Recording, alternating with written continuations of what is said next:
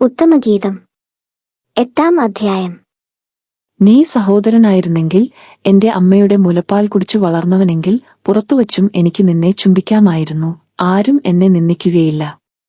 ഞാൻ നിന്നെ എന്റെ അമ്മയുടെ ഭവനത്തിലേക്ക്, എന്നെ ഉദരത്തിൽ വഹിച്ചവളുടെ അറയിലേക്ക് കൂട്ടിക്കൊണ്ടുപോകുമായിരുന്നു.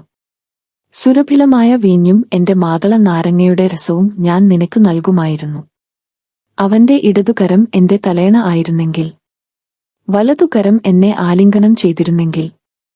ജെറുസലേം പുത്രിമാരെ, ഞാൻ കെഞ്ചുന്നു, സമയമാകും മുമ്പ് നിങ്ങൾ പ്രേമത്തെ തട്ടിയുണർത്തരുതേ, ഇളക്കിവിടരുതേ. ഗാനം 6. ആത്മനാഥനെ ചാരി വിജന പ്രദേശത്തു നിന്നുവരുന്ന ഇവൾ ആരാണ്? ആപ്പിൾ മരച്ചുവട്ടിൽ വെച്ച് ഞാൻ നിന്നെ ഉണർത്തി. അവിടെ നിന്റെ അമ്മ ഈറ്റുനോവ് അനുഭവിച്ചു നിന്നെ പ്രസവിച്ചു. നിന്നെ പ്രസവിച്ചവൾ അവിടെ വച്ചാണ് പ്രസവവേദന അനുഭവിച്ചത്. നിന്റെ ഹൃദയത്തിൽ മുദ്രയായും നിന്റെ കരത്തിൽ അടയാളമായും എന്നെ പതിക്കുക. പ്രേമം മരണത്തെപ്പോലെ ശക്തമാണ്, അസൂയ ശവക്കുഴി പോലെ ക്രൂരവുമാണ്. അതിന്റെ ജ്വാലകൾ തീജ്വാലകളാണ്, അതിശക്തമായ തീജ്വാല. ജലസഞ്ചയങ്ങൾക്ക് പ്രേമാഗ്നിയെ കെടുത്താനാവില്ല, പ്രവാഹങ്ങൾക്ക് അതിനെ ആഴ്ത്താൻ കഴിയുകയുമില്ല. പ്രേമം വിലയ്ക്ക് വാങ്ങാൻ സർവ്വസമ്പത്തും കൊടുത്താലും അത് അപഹാസ്യമാവുകയുള്ളൂ. നമുക്ക് ഒരു കുഞ്ഞു സഹോദരിയുണ്ട്. അവളുടെ സ്തനങ്ങൾ വളർന്നിട്ടില്ല. നമ്മുടെ സഹോദരിക്കു വേണ്ടി വിവാഹാലോചന വരുമ്പോൾ നമ്മൾ എന്തു ചെയ്യും?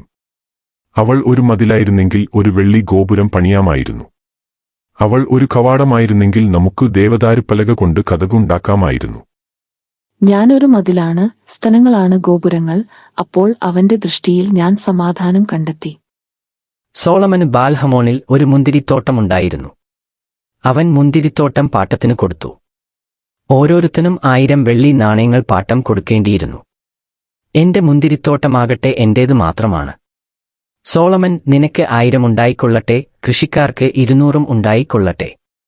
ഉദ്യാനത്തിൽ വസിക്കുന്നവളെ, എന്റെ തോഴിമാർ നിന്റെ സ്വരം ശ്രദ്ധിച്ചു കേൾക്കുന്നു. ഞാനുമത് കേൾക്കട്ടെ. എന്റെ പ്രിയനെ, വേഗം വരുക. സുഗന്ധദ്രവ്യങ്ങളുടെ മലകളിൽ കലമാൻകുട്ടിയെ പോലെയോ ചെറുമാൻപേടയെ പോലെയോ വേഗം വരുക.